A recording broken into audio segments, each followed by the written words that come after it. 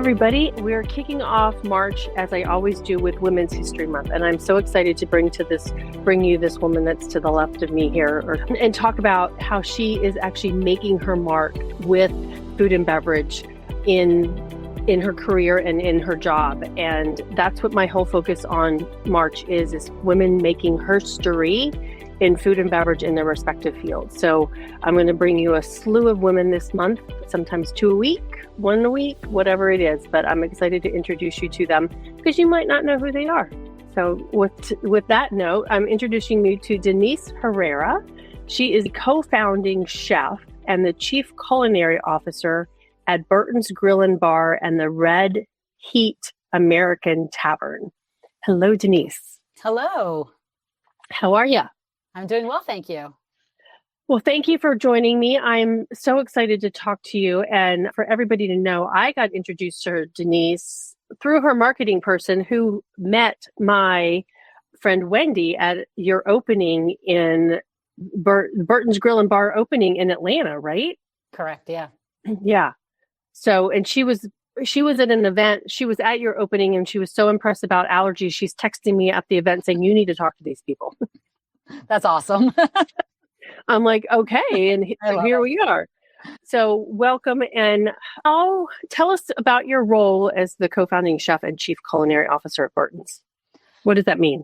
It means a lot. So being fortunate, 20 years ago, we started this company and I was the first chef. So over time, my role has progressed and changed from executive chef to culinary director to vice president of food and beverage to chief culinary officer.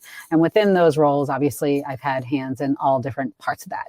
But ultimately, it was really building the back of house processes, procedures that we live and die by today. And so part of my job hopefully not die. No, exactly. Not clearly. Yeah. We do operate in New Hampshire, so I always think about that as their state motto. But anyway, so my job is menu engineering, sourcing product, recipe writing, costing analysis, educating, training, but also more importantly, culture, and making sure that we continue to set out what we wanted to do in the beginning, which was be employer of choice and be best of brand. Okay.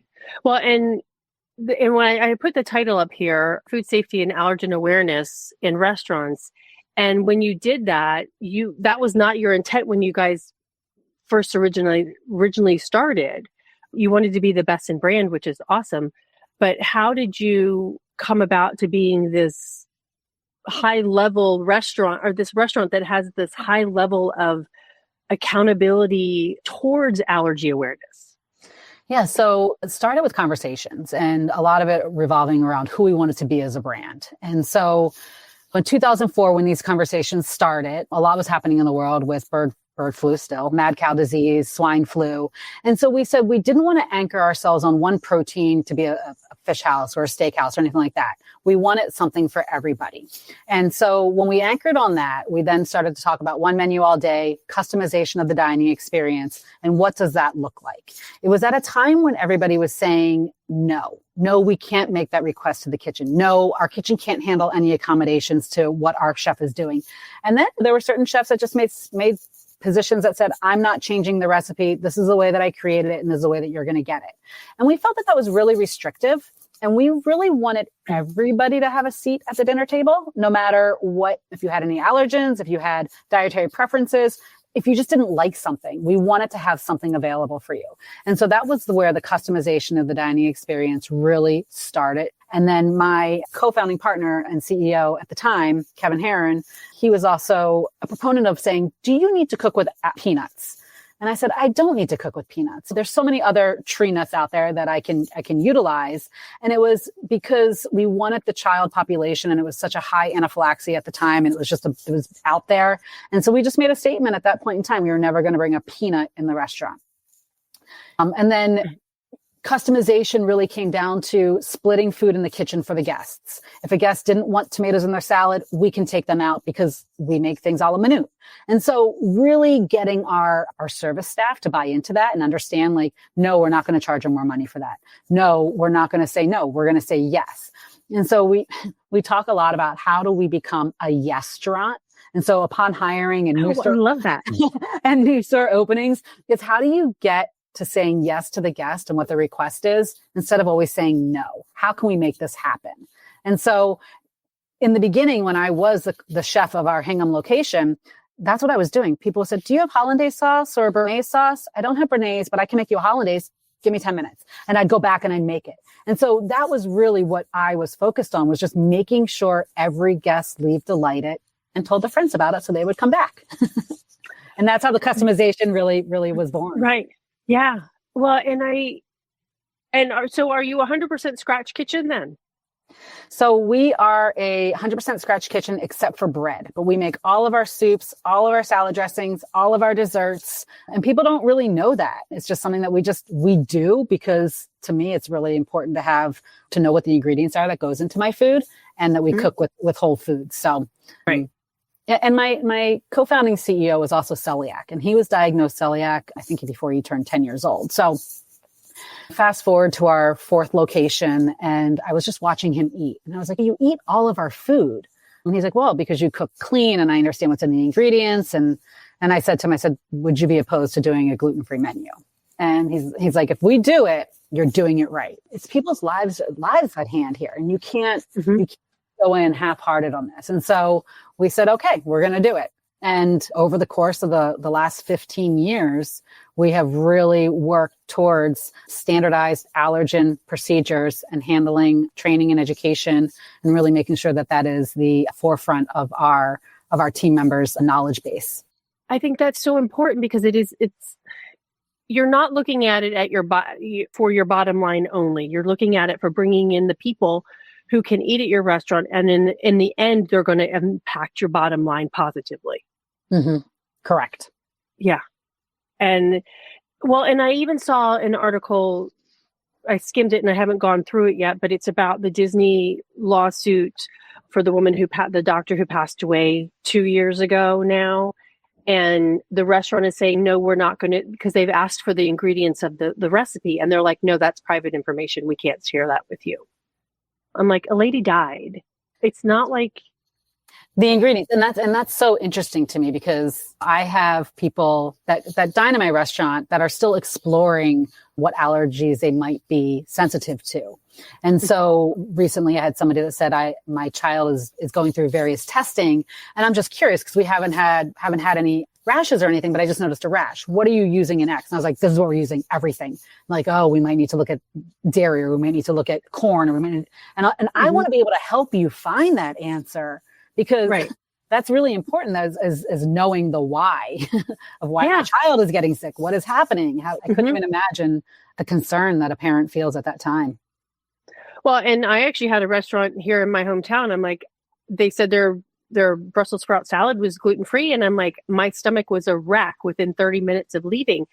And I'm like, hey, I'm just curious what's in it. Well, it's gluten-free. I'm like, I get that and I appreciate that, but I'm trying to figure out why my stomach is a wreck. Well, and then later on, the chef's like, well, it's because of Brussels sprouts. That's what Brussels sprouts do to you. And I'm like, dude, that's really not the answer I want. Like, just tell me what the ingredients are so I can go and talk to an allergist or somebody to figure it out. Correct. Yeah. So can you share a defining moment when you realized that Burtons Grill was truly making an impact in this allergy-friendly dining?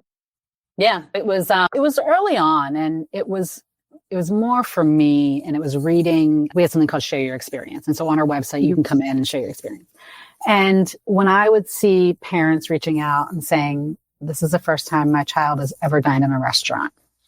This is the first time my child has ever been part of a birthday party that was able to eat the same food that they were eating. Like that to me, like I got chills right now. Like, and I love it when people come in and say, I feel normal. I don't feel like you are asking me if it's a preference or an allergy or this or that, and so normalizing it, I think really made me say we're onto something. And people kept coming in flocks and flocks and flocks. And it really has been rewarding to see that. And how many restaurants do you have now? So we have 21 locations for Burtons, 5 locations for Red Heat, and we are opening 2 locations in the next 8 weeks. Oh, wow. Okay. Yeah. We're busy. You are busy. And no, that's fantastic. And so when you're doing that, I mean, because you're because I've got two questions in my head, I think here, because you're quality assurance, you're also over quality assurance. So Mike, one question was, when you're doing that, I mean, you're scratch kitchen, so you know the ingredients that you're sourcing, but like when you're looking at a gluten-free pasta or something that's not a fresh tomato, what are you doing with your food distributors in deciding what products to buy? So manufacturers know me pretty well now that they don't come to me with anything that has gluten in it unless it's like a pasta. So if they're showing me something and I was like, is it gluten free? And they say no, then I'm just not interested. And so a lot of it starts with the sourcing of the product, like you're alleging to. And then we have strict specifications in place. We do not bring in regular flour in our restaurants. All of our flour is gluten-free, all-purpose flour. And that's what we cook with. I have a rotini pasta on my menu for our Milanese and for our lobster shrimp pasta. And that is naturally, it's a gluten-free pasta. And so people, when they dine in our restaurants, they don't even know that they're eating gluten-free, because my job is to make sure that the experience is the same, whether it's gluten-free or not gluten-free. And so 99% of our menu is 100% gluten-free outside of burger buns and long pasta. So like pappardelle or angel hair. But I have the rotini gluten-free that I can sub in for that. And I have a gluten-free burger bun that I sub in. We have really worked tirelessly to source gluten-free panko, to source the flour I mentioned, a gluten-free spring roll wrapper that we work with the manufacturer. They shut down their facility, clean and sanitize it. They run our gluten-free spring rolls through it, and then they send us 250 cases that we then distribute to our distributors. So a lot of it is logistics and really making sure that people understand the seriousness of it, of how we need to pass these through safely and efficiently so that they get to our restaurants and we can serve them to our guests. Well, the fact that you've partnered with that manufacturer of the spring roll wrappers to do that, I mean, when you hear in the news that there are people that are adding sesame to their ingredients so they don't have to go through that process. I mean, that's a manufacturer that believes in his product and in their product and their customers, right? Yeah. And it was a lot of years of asking too. Like, what, do you have one yet? Yeah. Do you have one yet? Do you have one yet? Yeah. But you've made it worth their while.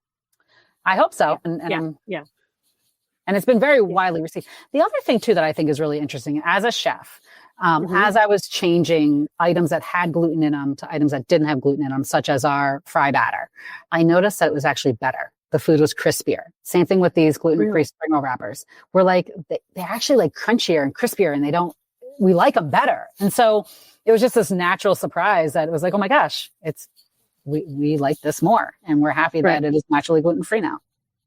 Awesome. And we have a LinkedIn user that piped in that says, I love this, but I don't know what that was a response to, but I think I love everything she's saying as well. So thank you for piping in on that. I agree with that. Okay, so I'm going to jump into this question of your biggest challenge, because you said it took lots of questions or lots of times to ask him. I feel like I'm yelling. What has been that biggest challenge in doing this and making sure that you're following those strict standards? Yeah, making sure everybody understands, from the suppliers down to the end user, whether it's a cook or a server or anybody. So I say training. It's always the biggest challenge and barrier. If you were to talk to me 15 years ago, I would say understanding and education. I remember we went into a brand new market and I was at a broadline distributor and I was like, all right, what do you have for gluten-free? And they said, we don't have that here. I said, no, you do. It's just, it just hasn't come to fruition yet. And then it did come and they were like, you're right. It is a big thing. And so really just having people understand that it is an allergen and it is something that can affect people for the long term, and to take it serious. And it's not a fad. It's something that really is important to understand. And then how do you turn it into a process and a procedure that you can make it into a business? I think that's for me, that's just been an evolution of time. I don't know if a company, without setting straight off saying, hey, this is what I'm going after right now, would be able to do it the way that I did it organically over the 20 years that we have been refining and doing it. Right. Yeah. And so over 20 years, I mean, the broadline manufacturers understand who you are and what you're doing. But so on that note, I mean, where would you suggest somebody start? I mean, because even as we were talking before the show, I'm talking to different caterers and different hotels about what they do. And I think it's a lack of knowledge. I mean, you said it, it's a lack of knowledge. They don't, this is actually gluten-free or this contains soy. They're like, why would that like Twizzlers contains gluten? Why would Twizzlers contain gluten? Right. Mm-hmm. So where would you recommend that somebody start with this now in this day and age? Well, I think it's starting with what are you trying to build? So understanding what is your end game and where you're at. Then regionally, where are you located? What do you have access to? And so some of that was prohibitive to me in the beginning, and having 21 restaurants in 9 states allows me some sort of purchasing power that I can dictate where I need things and having agreements say such. But for an individual unit, it might be harder to say, I want to get this really great product in from over there, and that's not going to work. And so I think knowing what you have available to you, and then what you want to be, and then building it that way. I have tasted a lot of different products over the time, and it's all getting much better. But product cuttings and tastings and understanding what is your flavor profile? What are you looking at? How is this going to work in your dish? And then building it that way. So really backing yourselves into what you're looking for. Okay. All right. So Floradora asked on Instagram here, what gluten-free pasta do you recommend if we can't come into Burtons? So the product that I actually use is called Taste of Republic. And it is in a bunch of different stores. I know that it's in Whole Foods as one of them, but it is a individually quick frozen pasta that's gluten-free. And so what I love about it too is that I don't have to have a separate gluten-free water pot. I actually heat my pasta up in the sauce. So it takes on that flavor of the sauce as well. And so it's already cooked. And then that's the one that I love, Taste of Republic. Okay. All right. Awesome. And I was at catering convention the other day, and Barilla's was there, and unfortunately they didn't have their gluten-free pasta for anybody to taste or for me to participate in, but they all are different, right? And I do use Barilla. So Barilla is my like angel hair gluten-free pasta. I like them as well. Those are the two that I would use mostly, Taste of Republic and Barilla. Yeah. But you're right. They do have different cook times, different ways to cook them. I have found Barilla, when you cook it fresh and serve it right away, it's really great. Okay. All right, cool. Awesome. So going forward, you're opening 2 new restaurants. So what's one change you hope to see in the restaurant industry as a whole? I mean, even as you're opening up new restaurants, that within the next decade when it comes to food safety and inclusion? Okay. Not so they can't beat you. No. It's actually more of ownership, understanding of their responsibility to serving safe food to the public. And so when I went into culinary school and I became a chef, like I feel that I took an oath that says I'm responsible for serving safe food to people. And so I feel that there are people that get into this industry thinking that it's 1, easy, 2, that you can make a lot of money fast. And we all know that's not true. And so I feel that the responsibility really needs to go back to the owner of the establishments to say, hey, food safety is my responsibility. We all are supposed to be certified, at least one person on the shift at a time. And so I know that there's other legislation that's coming through about having an allergen protocol or allergen procedures. I am in a state that does that. I'm in Massachusetts. And so we are very allergen focused at the food level establishment. Virginia just passed that. And so being involved with the state associations and the National Restaurant Association on shaping that and saying this is our responsibility as an operator, I think is really important. Well, and I've been doing a lot of research on the food code that was updated in 2022 and which states have updated their food code to be on to follow the 2022 food code. One state said, and just for clarification for everybody, there's one sentence in there that recommends that unpackaged food, meaning restaurant food, buffet, event buffet food, be labeled if it contains any of the top 9 allergens. One state said, we're adopting everything but that sentence. I'm like, okay. One state said, yeah, that's we're going to adopt it as is for the entire state, except for the main city and county of the state, which has the main convention center and the biggest hotels. And they have their own food code. And it's mind boggling. And all it does is create confusion. Right. And when that creates confusion, no wonder why the operators don't understand. When it's right. What am I supposed to follow? And food. Yeah. Well, and I was talking to a caterer from that state, and I'm like, okay, well, you make food and you serve it inside the county and the city, but you also serve it in the rest of the state. What are you going to do?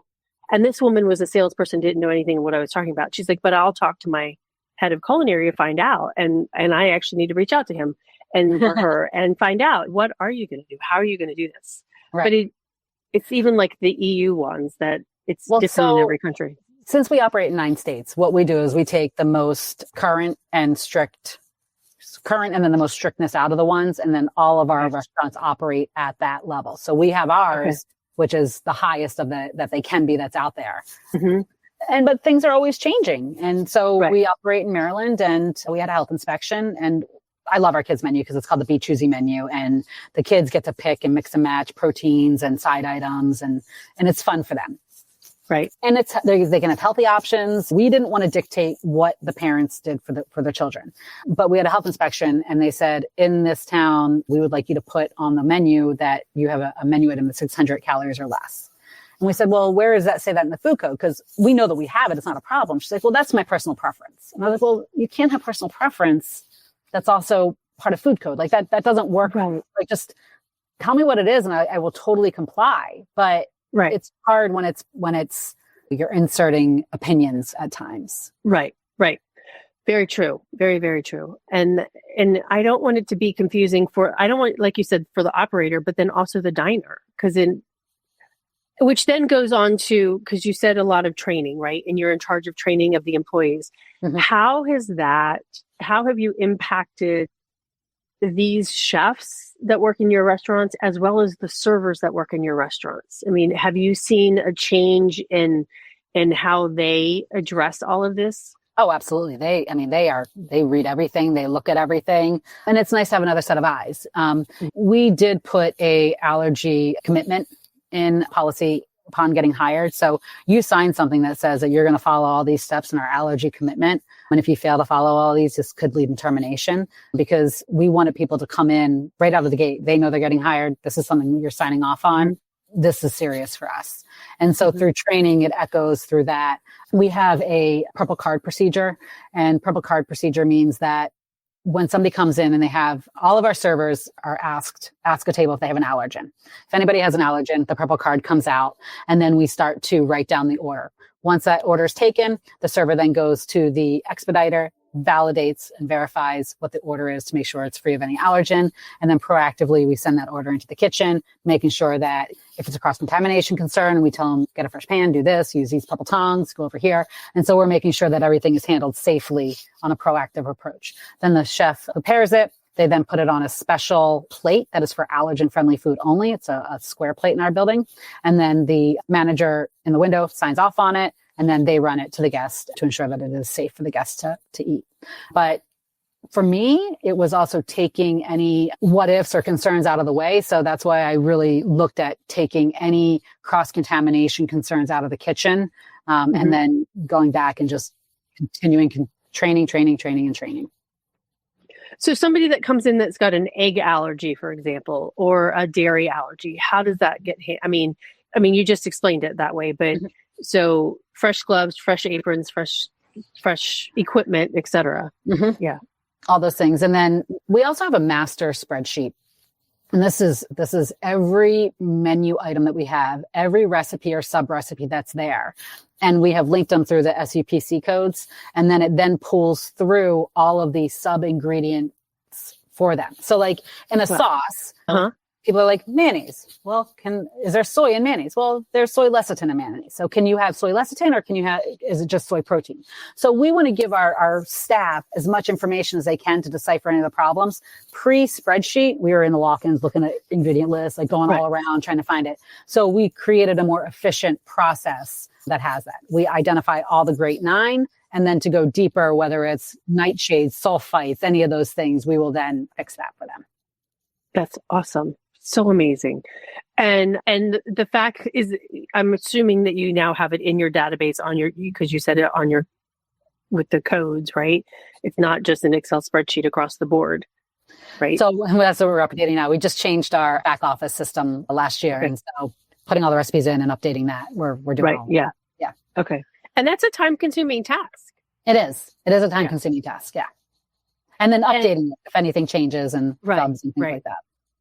And because you now have more than 20 restaurants under the food allergy labeling or the Falca, no, it's not. Which one is it that you have to? You're right. It's the Falca, yeah. Yep.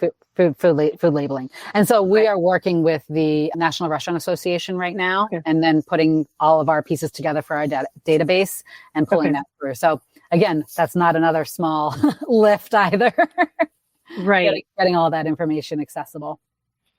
And my friend Anna from Shellam Seafood Company in Wrightsville Beach just commented on Instagram. Where did it go? She said, "Thanks for the work you're doing, Denise." And she said, "Of course, you too, Tracy." Thank you. I appreciate that, Anna. Thank you. If you need seafood in North Carolina, you need to talk to her because she wild harvests it on her own. It's awesome. I can introduce you to her. I would love to. Okay. All right, Anna, I'm going to introduce you guys, you ladies, I should say. As a woman in the restaurant industry, have you, and you've been in this job for 20 years, have you faced any moments where you had to break barriers, and how did you navigate them? Yeah, I mean, my first executive chef job, pre-Burtons, I remember I was in Southern California and I had a sales rep come in and they wanted to see the chef. Can I see the chef? I'm like, yeah. And I thought, yeah, what do you want? I'm here. And they were like, oh, well, where is he? And I was like, well, you're talking to them and that's me. But this conversation can be done now. And so that was the one way. And I just think never backing down, kind of having a command presence, being and what my beliefs are. I'm also a student. And so I study all the time. I want to make sure that I'm knowledgeable about whatever I'm talking about. And so my first chef, when I was 15 years old, I was always in the chef's ear. Why? And I'm still that way. I just think that if I'm going to participate in an industry, I need to be knowledgeable about what I'm talking about. And so I don't really have any barriers that I have to break anymore. I think that I've earned my seat at the table and people come to me for whatever they need. And do you walk the National Restaurant Show? I do. I'm actually getting ready to go out there, and we have our New England Restaurant and Bar Show here. So I walk both of them and speakers at both of them before. And it's great. I love it. Okay, awesome. Oh, I'm thinking, okay, there's Denise. We know what we need to talk about. I think you kind of touched on this a little bit, but because you're working with the National Restaurant Association, and I know they've got Serve Safe food allergen training and then your state restaurant associations too. But what do you wish more chefs and restaurateurs, restaurant operators, and even let's take it to convention centers and hotels, right? What do you wish they knew and understood about food allergies and dietary restrictions? And I want to also ask too, is like, has this helped you financially? I mean, you're opening up, 20, I forgot what number you were on. So we're at 21. We're going to open 2 more. So we'll be at 23. 23 restaurants. That means you're doing something right and you're making money. Yeah. Yep. Yeah. So in 2009, 10, when the economic downturn happened, we stayed true. We did not cut portion sizes. We did not stray from what as a brand. We wanted to maintain the allergy protocols. And I truly believe that maintaining the course and having a place where people felt safe, that is something that we hear all the time. We feel safe. We trust you. You're a trusted brand. I think has really helped propel. It helped us propel out of that. We did not see a downturn, and we've continued to grow. Obviously, we all went through a very similar event in 2020, and coming out of that, you still stayed true. And we talked a lot about, do we go to one menu now? Because we have a gluten-free and a regular menu, and they're really the same menus. But we said our guest base trusts us. If we start to say, no, we're only doing one menu now, they're really the same, but it's one. I feel that trust could be lost. And so I want to continue to maintain that. And so anything that we do, I look at it through a lens of how does this affect our allergy protocol? How does this affect our end user, our guests, their experience? And then financial impact, what does this do for us? Is it a win, a loss? I think I had mentioned to you earlier, I do not believe that anybody that suffers from an allergen should have to pay any more money than somebody that does not.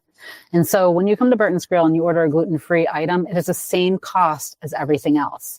And it's just how we operate. I can't consciously say, nope, you're going to pay more. I know it's a little bit more money, but I've absorbed that into my model because I believe it's the right thing to do. Oh, can you just shout that from the mountains, please?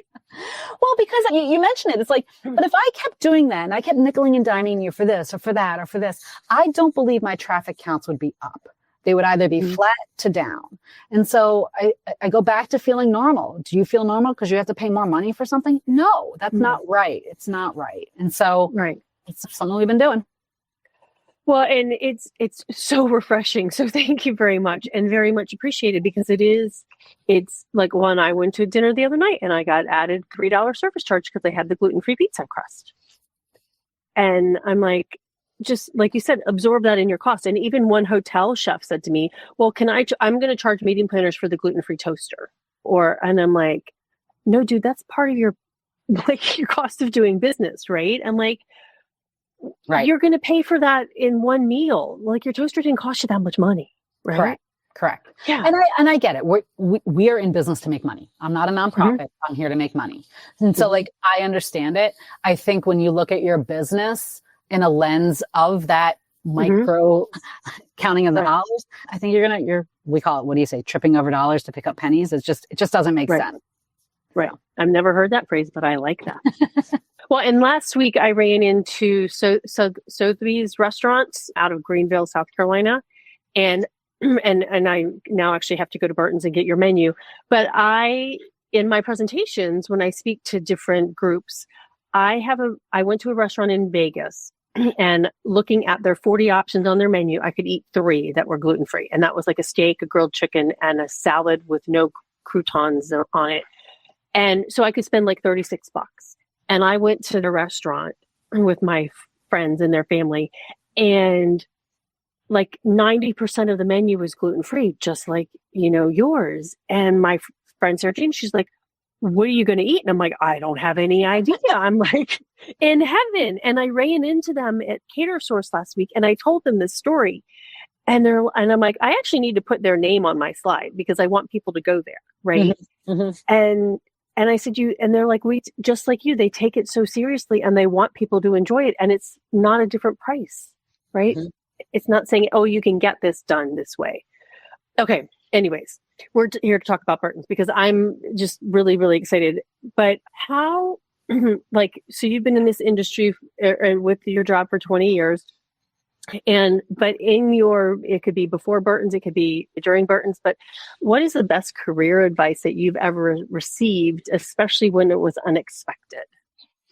Okay. So I'm actually going to give you 2 because one of them was from a college professor, and and a college professor would say, don't ever shy away from an opportunity because you don't think that you're ready for it. And so that really spoke true to me when I was deciding upon if I was going to take the job at Burtons. I had just come off of a year, well, it was actually 6 months of backpacking through Mexico and Central America because I wanted to become fluent in Spanish. And I was sitting there thinking, I was like, all right, I've had one job out of college. What do I do? And I was like, I'm going to fake it until I make it. I'm going to do it. I remembered that piece of advice and I said, I'm all in. I'm going to do it. What can they do? Tell me I'm not ready for it. That's the worst thing that can happen. And 20 years later, here I'm at.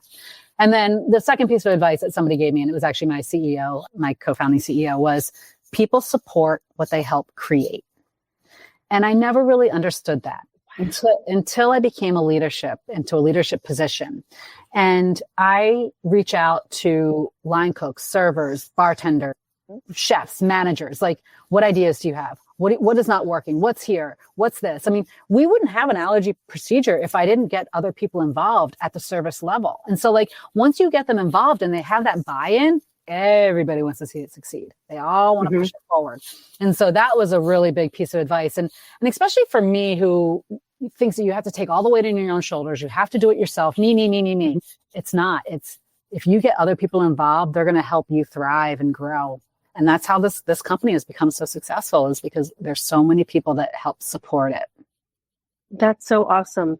Will Guidera, he was a keynote speaker the other day at CaterSource, and he was talking about the unreasonable hospitality, which I think you all do very, very well. It's great. Yeah.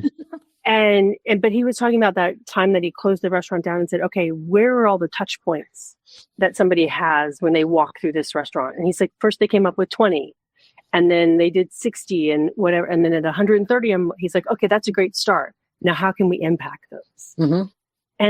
But he pulled in the people who are cleaning the dishes.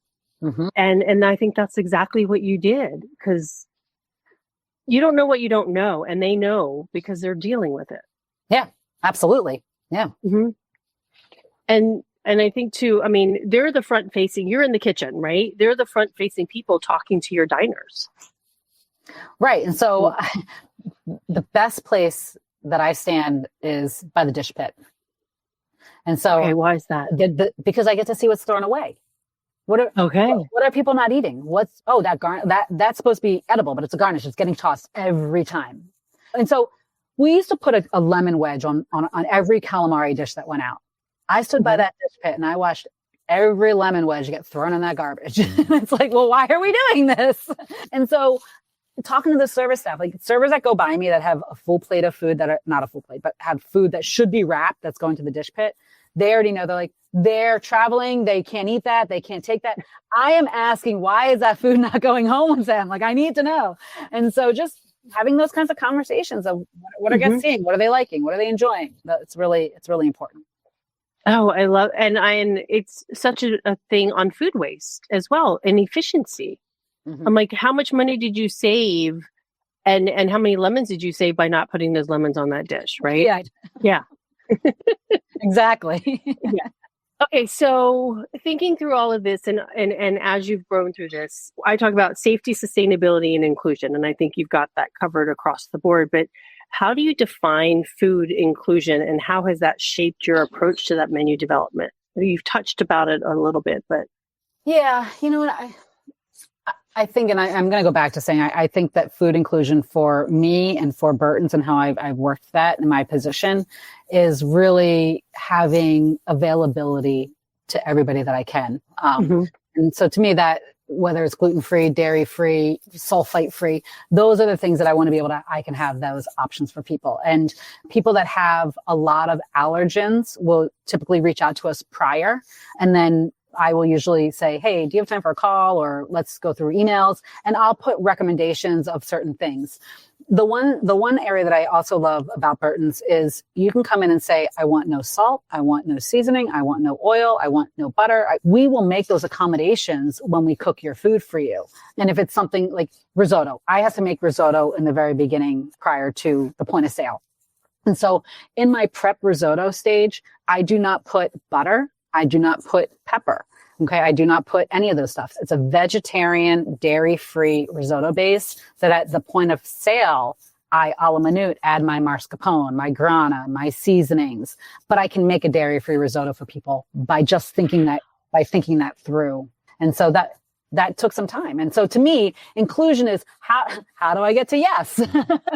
How do I get to making that happen for you? Yeah. When you were describing that, I'm like, I have 3 or 4 people that I need to tag on this, on LinkedIn and such, and say, you need to go eat at Burtons, because they're vegan, they're oil free, they're no sugar, is it SOS? No sugar, oil, and salt, and vegan. And they could totally eat, right? Yeah. So hopefully I get you 3 more customers. All right. Yeah. Okay. And what has been your greatest accomplishment? I mean, and reminding everybody here, we're talking Women's History Month. And so this woman is making her story in what I say completely. So what has been your biggest accomplishment? Or greatest? I think my greatest accomplishment is watching team members thrive. And so I really love knowing that we promote from within. And I have executive chefs, general managers, area directors that have started with me as servers, as dishwashers, as line cooks. I have an executive chef in one of our locations that was a dishwasher for me that didn't speak English, taught himself English, and then through time became a line cook, then an associate, then a sous chef. And with the state association's help, we got him some additional training and he is now an executive chef that is in we call it the mothership. It's really our flagship. It's our first restaurant, but it's still the one that has the highest sales and all that throughput for them. And he's running that restaurant. And to me, that is just like, that is rewarding. And I just love it. I love it so much. Well, it reiterates the fact that this industry can be a career, whether and starting at that dishwasher, and now he's the executive chef of your main. I'm like, would he probably have even thought that was possible when he walked through the door? No, the dishwasher. Not. Oh, I love that, Denise. And I love it. I love seeing him in the role and just saying how proud I am. And he says, I thank you for the opportunity. I'm going to cry now. I know. I was too. It just really was amazing. Yeah. I remember chatting with a gentleman who came to the United States 30 something years ago, did not speak a lick of English, started in banquets at a hotel or wherever. And now he's in Florida working at a Hilton. And he's like, I learned English and I've put 4 kids through college as a banquet server in hotels. Mm-hmm. And I just find that so remarkable and awesome and proud that this industry can create so many fantastic opportunities. Yeah, I agree. Yeah. Okay, so if you, I'm going to end this celebration of Denise with the question of what is your favorite food and why? Okay, so my favorite food is fresh food. Okay. The reason why is because I think it tastes the best. And so when I was growing up, I was a really picky eater. I mean, I marinated Italian seasonings, marinated chicken, green beans, and potato. Never would touch fish, none of that stuff. Went to culinary school. My parents were like, you're never going to be a chef. I don't know how this is going to work. And then I got a job and I worked for a really well-known restaurant group and they taught me quality.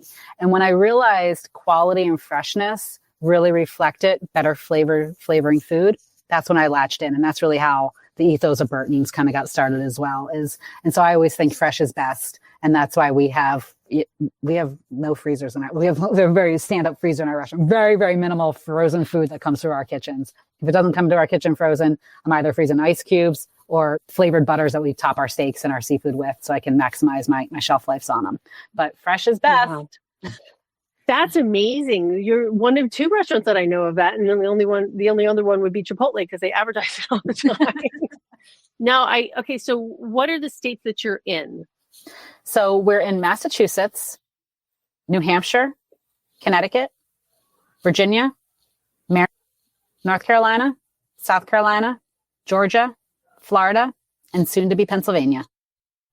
Nice. Okay. Awesome. And all right, in North Carolina, I know you're in Charlotte, right? Yeah. So we have 2 locations in Charlotte and we're opening a 3rd location in about a month and a half in Birkdale, Huntersville.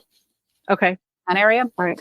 And then in early June, we'll be opening in Wayne, Pennsylvania. And so that's a new market for us. And I'm excited because I'm kind of going back home. I'm a PA girl. Was nice. Born and raised there. So it's nice to go back. Where is Wayne, Pennsylvania? So Wayne is outside of Philadelphia, northeast a little bit, north of Westchester in that area. Okay. All right. Awesome.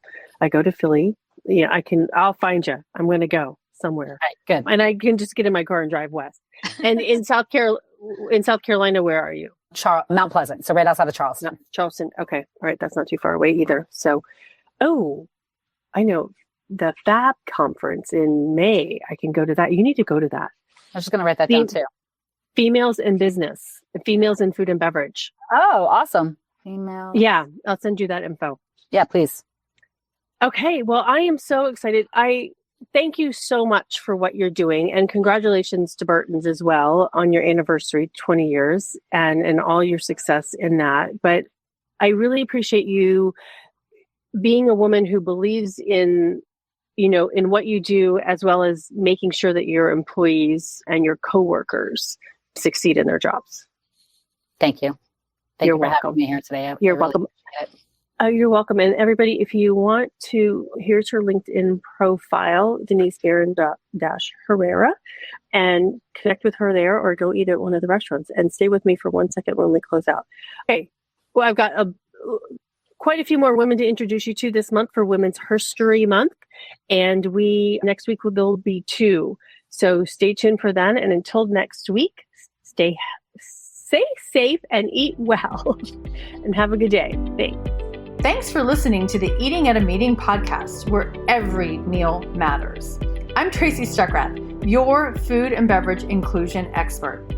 Call me and let's get started right now on creating safe and inclusive food and beverage experiences for your customers, your employees, and your communities. Share the podcast with your friends and colleagues at our Eating at a Meeting Facebook page and on all podcast platforms. To learn more about me and receive valuable information, go to tracystuckrath.com. And if you'd like more information on how to feed engagement, nourish inclusion, and bolster your bottom line, then visit eatingatameeting.com.